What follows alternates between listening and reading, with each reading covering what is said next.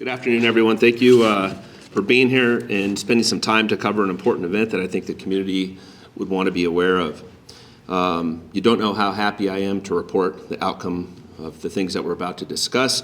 Details will be somewhat limited. I'll try to do my best job at the end to answer any questions I can, but please understand with this incident just happening this morning, I am somewhat limited on the details I can provide to you.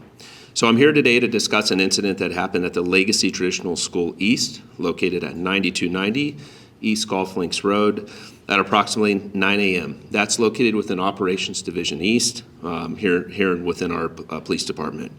Just after 9 a.m., parents at the Legacy Traditional School East reported an adult male acting erratically in a parking lot and immediately notified school leadership. Thankfully for us, a veteran Tucson Police Officer, William Bill Bonanno, who's been with us for over 27 years, was working at the school in an off-duty capacity as a school safety officer through the use of state grant funding. The state grant funding is made possible through the Arizona Department of Education, and I'll get a little bit deeper into those details here in a moment. He was notified and responded to the parking lot, but did not see the subject. As Officer Bonanno requested additional units to assist, and he started to search the school grounds, as did school leadership, and they went into a lockdown. They notified the officer that the male was located in the gymnasium where other students and school staff were also present. The subject was sitting on the floor and talking to himself at that time. Officer Bonanno immediately responded to that location and swiftly detained the suspect without further incident. The subject was in possession of a concealed firearm and a knife. The suspect has been identified as 31-year-old Daniel Hollander. I want to extend my deep gratitude to the parents and the staff and all the responding officers for their prompt and effective response. As mentioned earlier, Bill Bonanno was part of a program funded by the Arizona Department of Education, which supports schools with trained school safety officers that we refer to as SSOs. In 2024, 24 of our officers worked nearly 12,000 hours at grant-funded schools under this program through our off-duty management partner. In 2025, in January 2025, the program expanded to include 4 additional schools and 4 additional trained SSO officers, totaling 8 schools and now 28 trained officers. Officer Bonanno's swift actions prevented potential harm to the students and staff. The Tucson Police Department's Threat Mitigation Team and Operations Division East Neighborhood Crime Section is actively conducting the investigation. Mr. Hollander will be charged and is in the process of being booked right now with attempted terrorism, interfering with an educational institution, weapons misconduct on school grounds, and first-degree burglary. Mr. Hollander, as I said a moment, is in the process, as we speak, of being booked in the Pima County Jail. The preliminary investigation has indicated that Mr. Hollander was utilizing narcotics for several days and that he admitted that he went to the school to cause harm to the children.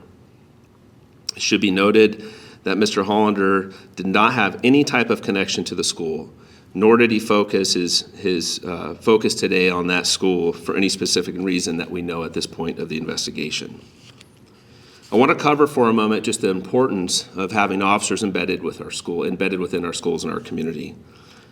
For over the course of the last 5 years, there's been a lot of conversation about whether it's appropriate or not appropriate to have law enforcement officials within our schools, both elementary schools, high schools, et cetera, charter schools, for fear of pipelining our children into incarceration. What I can tell you is that's never been in the last decade our strategy here at the Tucson Police Department, nor do I believe that's the decade of our surrounding public safety partners.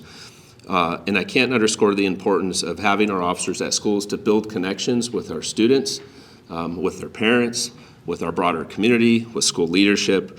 I wish we had the ability to have police officers in every school in America, and I'll talk about that here at the end.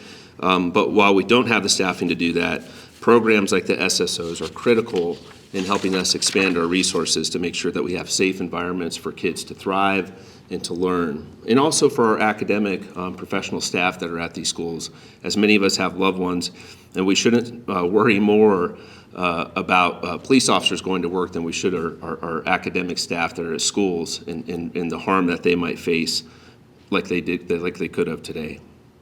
This is a great partnership within the Tucson Police Department and local schools that enhance safety and security in our educational environments. Continued support and funding for school safety programs are vital to prevent similar incidents and is actively being discussed within our legislature at the Capitol just this week. A little bit of history on the Tucson Police Department's resources within schools. I figured a few of you might have some questions of, do we have school resource officers? We moved away from that program several years ago, of course, in the movement of removing law enforcement from schools.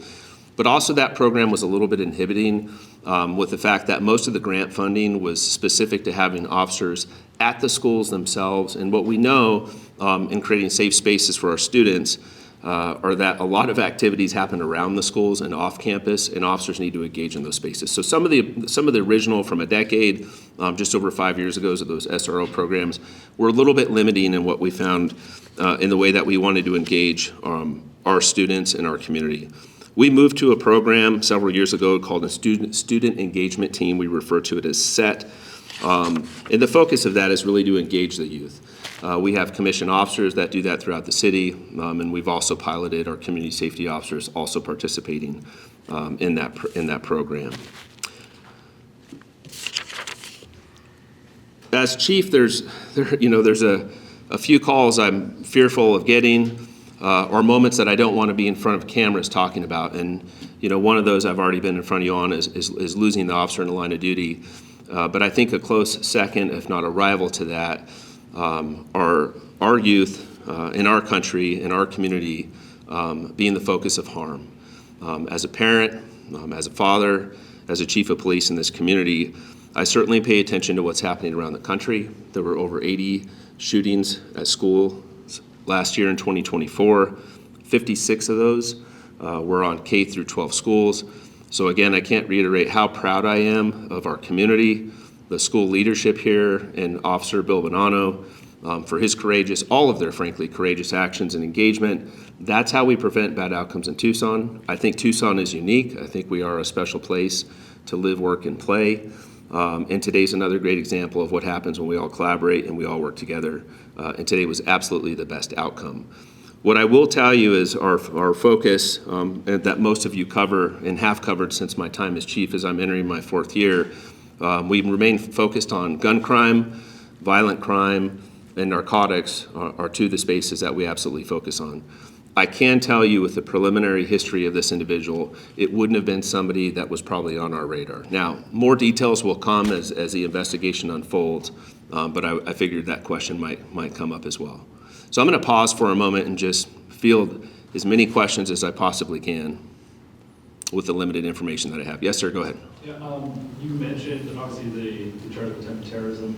Was he making, I know you said that he intended to cause harm to the children. Was he making any specific threats when he was on campus or threats to anyone who was there? No, I don't have information that he was doing that.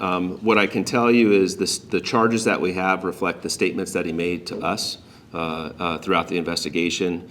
And I don't want to go deeper into those details because, again, we're in the process of obtaining and serving search warrants right now, and I don't want to do anything to negatively impact the investigation. It's our understanding that it was picture day on campus, and those students were in the gymnasium, exactly where this man was found.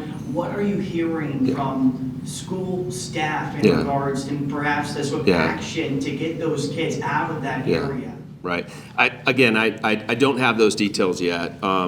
Here's what I'll say. Obviously, we expect children and staff to be throughout the entire school grounds, right?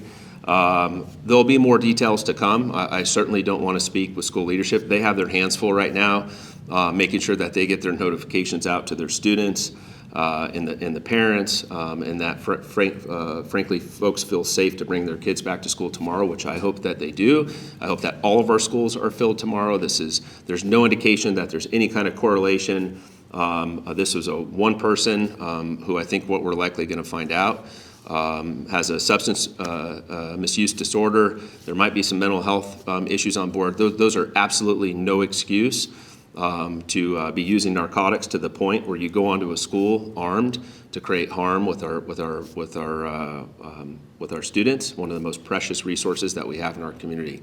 So more details will come, but I think, to your question, how much do we fortify schools? Do we want schools to look like prisons? I think the answer is no. So it's all but impossible to keep folks from entering a school grounds unless you want it to look like the Pima County Jail, which I don't think we do. I think this was the best case where we have an officer or an off-duty officer resource. So thank you again for the state program that's in funding and investing in our community. You had the absolute best prevention of bad outcomes at schools are engaged parents and engaged staff. We have just under 1,200 dedicated, professional staff and commission resources at this department, and we have a population of 500,000 to keep safe, over 250 square miles, and we can't do it alone. I have just under 600 commission resources that work in a patrol capacity, so we need the community's help. This was best case today. I mean, what I would say is best case is that my call to action in this community, and I also have lived experiences with loved ones that struggle with mental health and substance misuse disorders, is they don't have to have a history of violence for you to be concerned. If they are using narcotics or they have mental health disorders, there are resources that can help them. You can call our 911 center.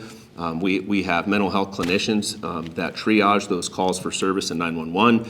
Don't wait for there to be an incident like today to recognize that your family member's not okay. The original wraparound service is your family. And the family knows what's best when somebody's in crisis. And that's the call to action today. As chief, thank God we didn't have one of the first mass casualty incidents at a school in our community, in our country. I can't think of many worse things to have to face as a chief. But today should be a call to action to our community that we all need to be diligent, we all need to be aware, and we need to be paying attention to our surroundings and report suspicious activity. Yes, sir. You said he was arrested in the gym, correct? Yes. The statement the school sent us mentioned that he briefly entered the cafeteria. They didn't mention the gym. I think it's one and the same. I think those spaces are shared. I think part of it is a small cafeteria and part of it is a gymnasium. And yes, they were in there preparing for school photos.